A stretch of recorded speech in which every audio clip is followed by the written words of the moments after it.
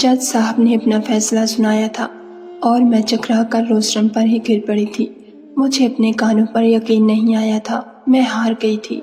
ना सिर्फ ये केस बल्कि अपने खून के रिश्ते भी, जो कभी सोचा भी नहीं था वो हो गया था। मुझे उम्र कैद की सज़ा सुना दी गई थी। मैंने एक नज़र कितार में बैठे अपने बाप और भाई पर डाली, जिनके चेहरों पर मेरे लिए अजनबियत थी। ऐसा लग रहा था जैसे वो मुझे पहचानते ही नहीं हो।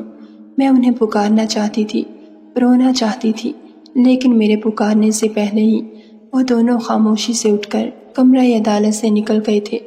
उन्होंने ना ही मुझसे कोई बात की थी और ना ही एक नज़र मेरी बेबस हालत पर डाली थी। मुझे अपने सगे रिश्तों से ऐसी उम्मीद हरगिज़ भी नहीं थी। मेरे अंदर कहीं कुछ क्षण से टूटा था। लेडी कांस्टेबल ने मुझे हथकड़ियाँ लगाकर अपने साथ घसीटना शुरू कर दिया था। वो जज्बात और एहसासात से यारी एक पुलिस वाली थी, जिसे इस बात से कोई फ़र्क नहीं पड़ता था कि मुझ पर इस लम्हे क्या क़यामत गुजर रही है। मेरी पूरी दुनिया पलट कर रह गई थी और उसे बाहर खड़े मीडिया वालों की फ़िक्र थी। बाहर मीडिया के नुमाइंदे अपने कैमरों और माइक के साथ मौजूद थे, इसीलिए मेरे चेहरे पर काला कपड़ा डाल दिया गया था। चारों तरफ से सवालात की यलगार हो रही थी और मैं बेयारो मददगार बस खींची चली जा रही थी। एक अंधेरा इस काले कपड़े से मेरी आंखों के सामने छाया था, तो एक अंधेरा मुस्तकबिल के खौफ से। अब कोई मेरा नहीं था, बस मैं थी और मेरे साथ मेरा खुदा। मुझे उम्र कैद की सज़ा हुई थी और मैं अच्छी तरह वाकिफ़ थी कि अब मुझे सारी ज़िंदगी तन्हा जेल की सलाखों के पीछे काटनी होगी। ना कोई मेरा अपना मुझसे मिलने के लिए आएगा और ना ही कोई शनासाई होगी। लेकिन ये इल्म मुझे हरगिज़ भी नहीं था कि काल कोठरी में क्या क्या होता है और मेरे साथ क्या होने वाला है। ये राज तो वहीं जाकर मुझे पता चला कि उम्र कैद की सज़ा पाने वाली औरतों के साथ क्या किया जाता है।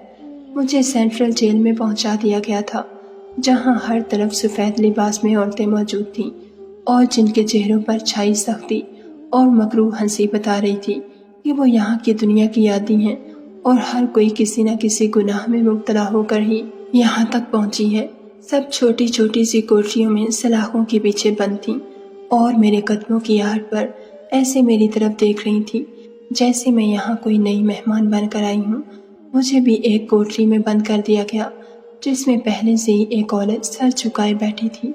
जैसे ही मैं अंदर दाखिल हुई तो उसने सर उठाकर मेरी तरफ देखा और उस पर नज़र पड़ते ही मेरे औसान खता हो गए।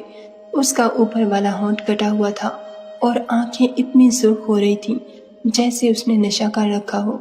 मुझे देखकर वो मुस्कुराई तो मज़ीद खौफनाक मालूम हुई और फिर मुझसे कहने लगी, क्या नाम है तुम्हारा बीबी? क्या गुनाह करके यहाँ पहुँची हो? इससे पहले कि मैं उसकी बात का कोई जवाब दे देती, जेलर हमारी कोठरी में चली आई थी। उसने आते ही मुझसे सख्ती से कहा, सुन लड़की, तुझे यहाँ के तौर तरीकों के हिसाब से रहना होगा और हमारी मर्जी के खिलाफ अगर तूने कदम भी उठाने की कोशिश की तो अच्छा नहीं होगा। वो बाहर की दुनिया थी जहाँ तू अपने माँ बाप की आंखों में धूल झोंक कर इतना बड़ा कारनामा सर अंजाम देकर यहाँ चली आई है, लेकिन ये मेरी दुनिया है, यहाँ मेरा सिक्का चलता है। आज से तेरा नाम महरुन्निसा नहीं बल्कि 322 है और अपना नाम बहुत अच्छी तरह याद रखना। तुझे इसी नाम से पुकारा जाएगा और यही तेरी पहचान है।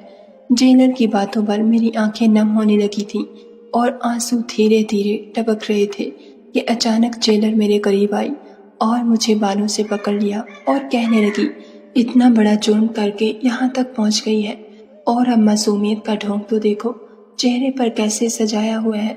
वाह, बड़े लंबे बाल हैं तेरे। अरे ओ कांस्टेबल, जेलर ने जोर की आवाज़ लगाई। जैसे ही कांस्टेबल सामने आई तो वो हंसकर कहने लगी, अपनी इस 322 के बाल तो देखो, इतने लंबे और सिल्की हैं। लगता है किसी शैम्पू के इश्तहार के लिए यहाँ आई है। जाओ जाकर इसके बाल कटवाने का इंतज़ाम करो, मुझे इसके सर पर बाल नजर न आए। जेलर की बात सुनकर मेरे होश उड़ गए थे। मैंने रोते हुए कहा कि क्यों, मेरे बाल क्यों कटवाए जाएंगे?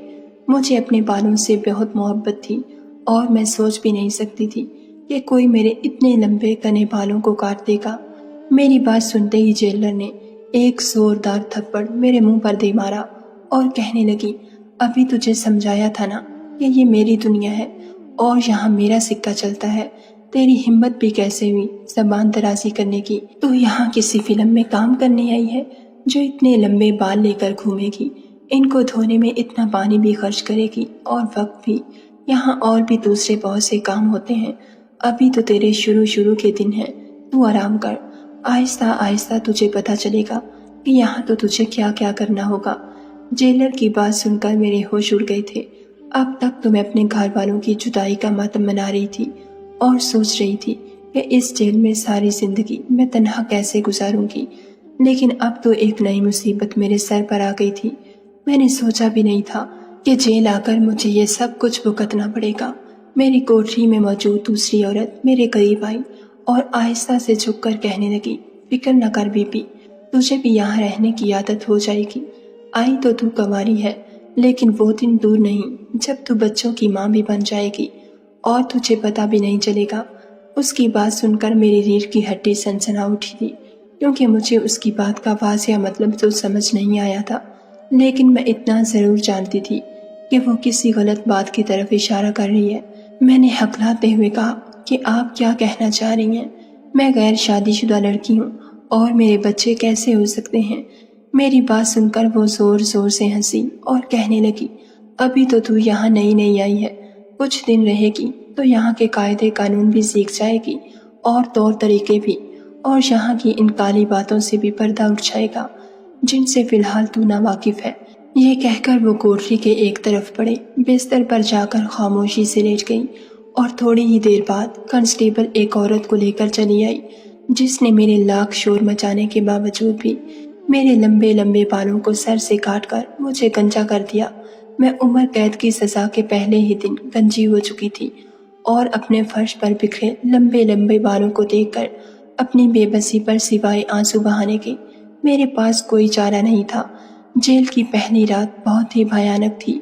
छोटे छोटे चूहे इधर से उधर भागते फिर रहे थे और छींकरों की आवाज़ों ने मेरा दम निकाल दिया था। मुझे तो कीड़े मकोड़ों से भी बहुत ज़्यादा डर लगता था और यहाँ आला नस्ल के छींकर थे जिनके साइज देखकर ही मेरी चीखें निकल रही थीं।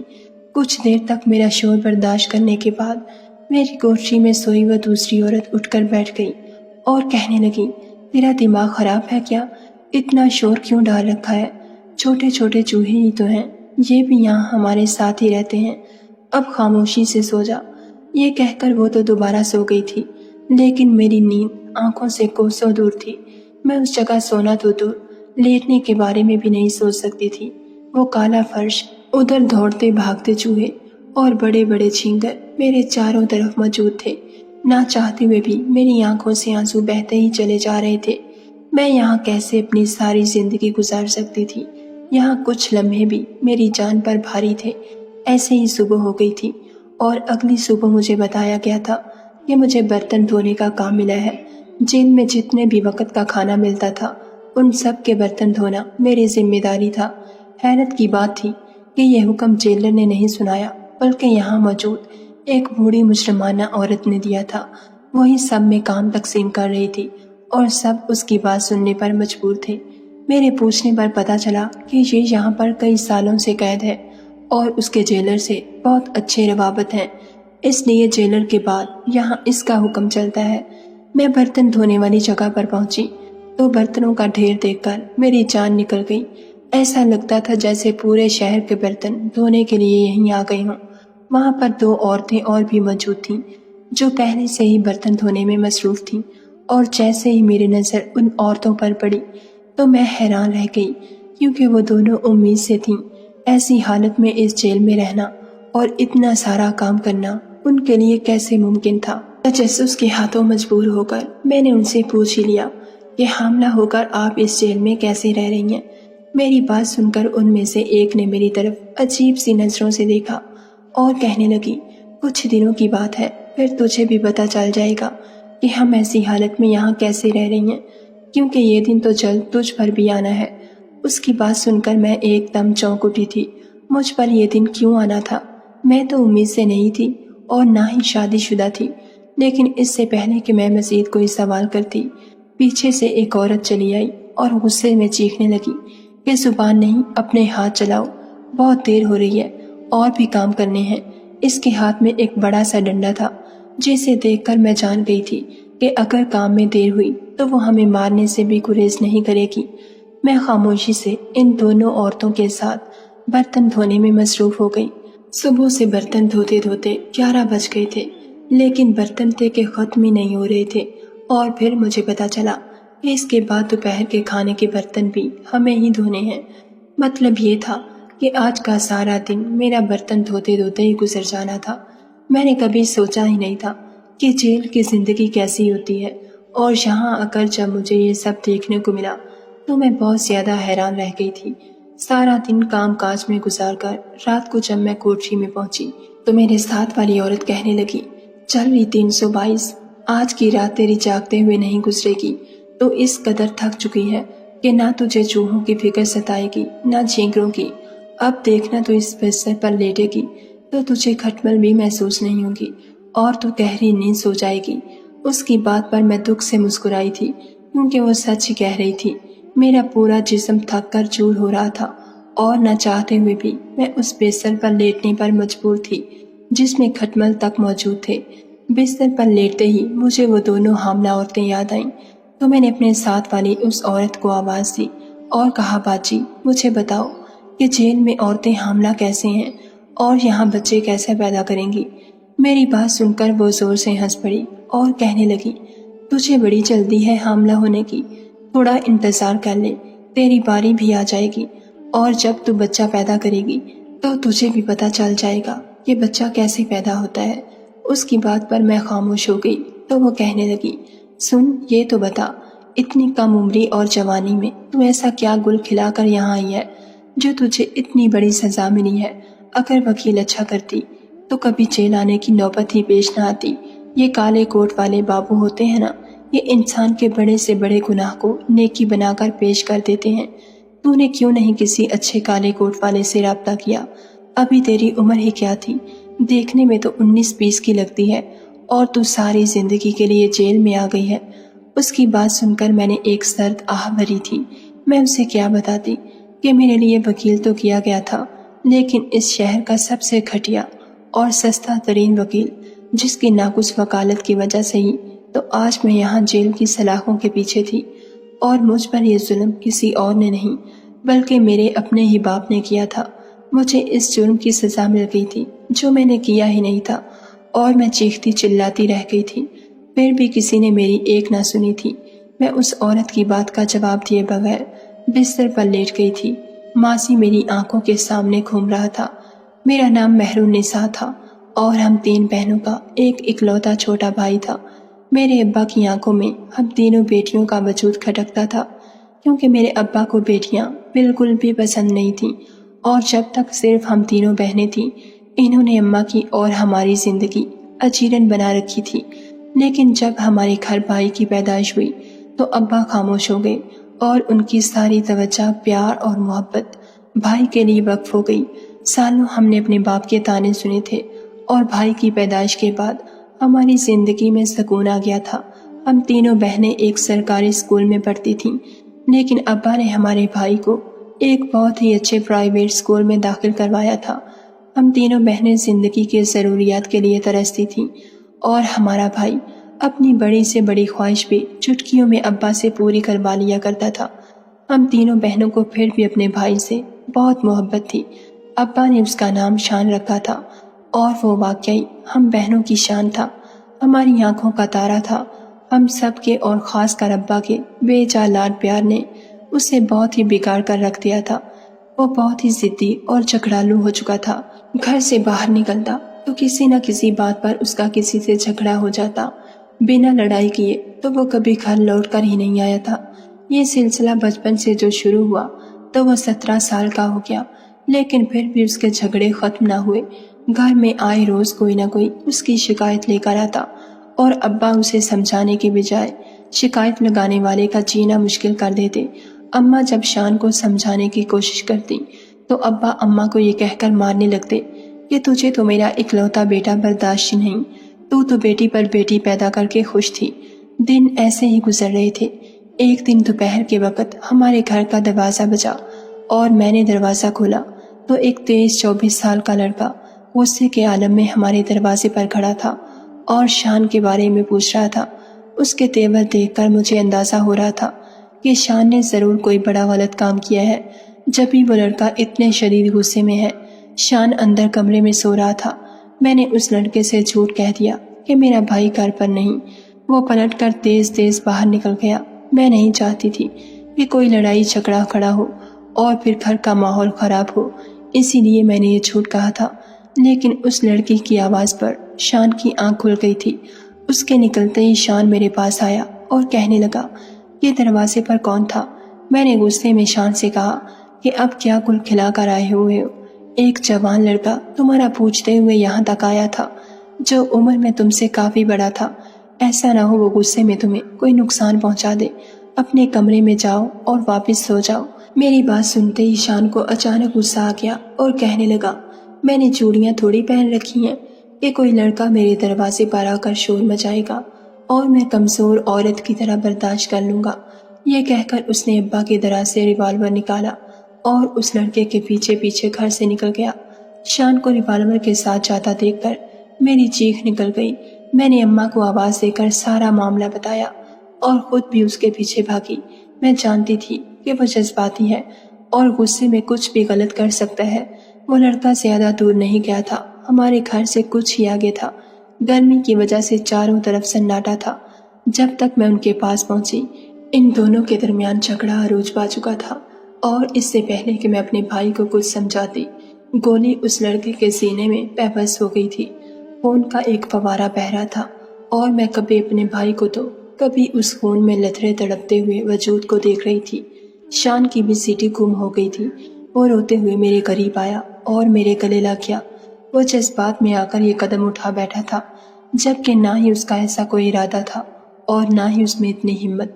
گولی کی آواز پر ارد گرد کے گھر والے اپنے گھروں سے نکلنا شروع ہوئے تھے اور ابا بھی وہیں پہنچ گئے تھے۔ ہر کوئی حیران پریشان اس منظر کو دیکھ رہا تھا۔ میں نے روتے ہوئے ابا کو ساری بات بتائی تو ابا نے فوراً میرے منہ پر ہاتھ رکھ دیا اور کہنے لگے، مہرو بالکل خاموش ہو جا اور اب دوبارہ یہ بات نہ کرنا۔ محلے والوں نے ایمبولینس کو کال کر دی تھی۔ ایمبولینس اس لڑکے کو لینے آ گئی تھی اور پتہ چلا تھا کہ وہ لڑکا موقع پر ہی دم توڑ گیا تھا۔ پولیس کو بھی اطلاع پہنچ گئی تھی، لیکن پولیس کے آنے سے پہلے ہی ابا نے مجھے پہلے سے کہہ دیا تھا کہ اپنے بھائی کا نام نہیں لینا۔ ابا نے سب کو یہی کہا تھا کہ وہ لڑکا میرا عاشق تھا جو مجھ سے ملنے کے لیے آیا تھا۔ میں نے محبت کے نام پر اس سے کافی پیسے لیے تھے اور اب اس سے جان چھڑانا چاہتی تھی، لیکن جب وہ نہ مانا تو میں نے غصے میں اسے گولی مار دی۔ ابا کی یہ کہانی سن کر جہاں محلے والے دنگ رہ گئے تھے، وہیں میرے قدموں تلے سے زمین نکل گئی تھی۔ ابا اپنے اکلوتے بیٹے کو بچانے کے لیے مجھے قربان کرنے کا فیصلہ کر چکے تھے۔ میں نے ابا سے کہا کہ مجھ پر یہ ظلم نہ کریں، میں نے کوئی گناہ نہیں کیا، لیکن ہم تینوں بہنوں کی زندگی سے زیادہ ابا کو شان کی زندگی عزیز تھی، اسی لیے ابا نے مجھے پولیس کے حوالے کر دیا تھا اور مجھے کہا تھا کہ میں شان کے خلاف کوئی بیان نہ دوں۔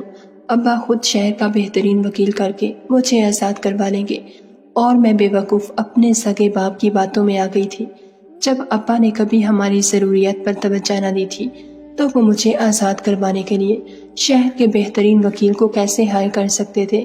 میں جیل کی سلاخوں کے پیچھے تھی اور میں نے ابا کی باتوں میں آ کر اس جرم کا اعتراف کیا تھا جو جرم میں نے کیا ہی نہیں تھا۔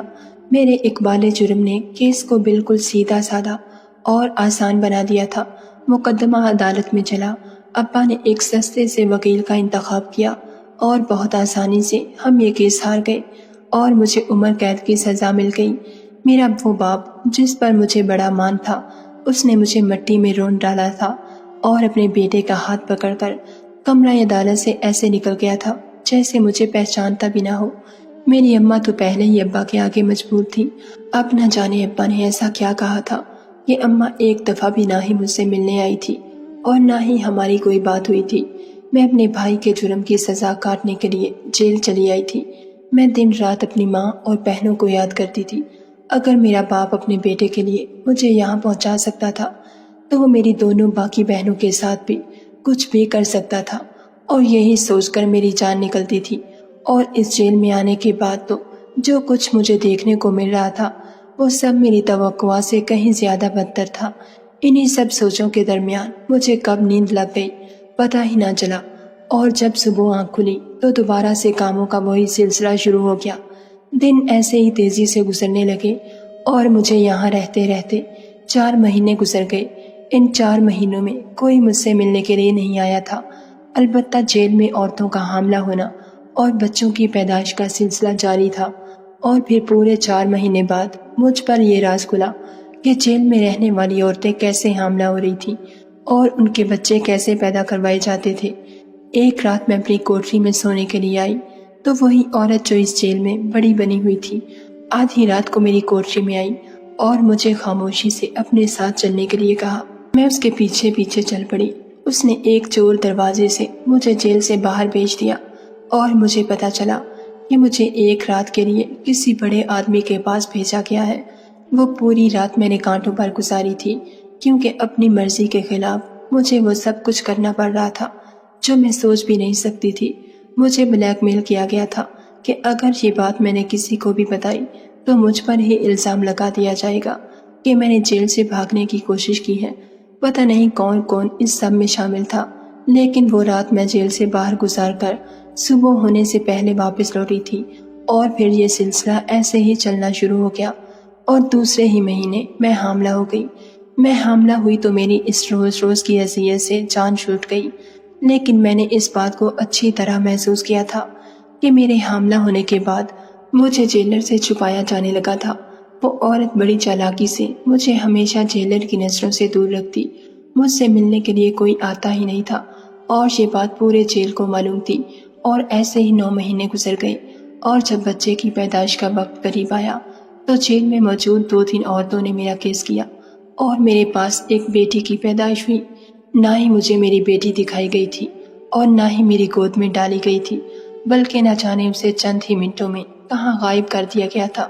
میں خود بھی نہیں جانتی آج میں بغیر شادی کے ایک بیٹی کی ماں ہوں اور میری وہ بیٹی کہاں ہے مجھے اس کا علم نہیں، لیکن نہ ہی میں آج تک ظلم کی یہ داستان کسی کو بتا سکی اور نہ سنا سکی کیونکہ مجھے بہت زیادہ بلیک میل کیا گیا تھا۔ آج مجھے اپنی کہانی ایک لکھاری کے توسط سے بیان کرنے کا موقع ملا تو میں نے اپنے دل کا بوجھ ہلکا کر لیا۔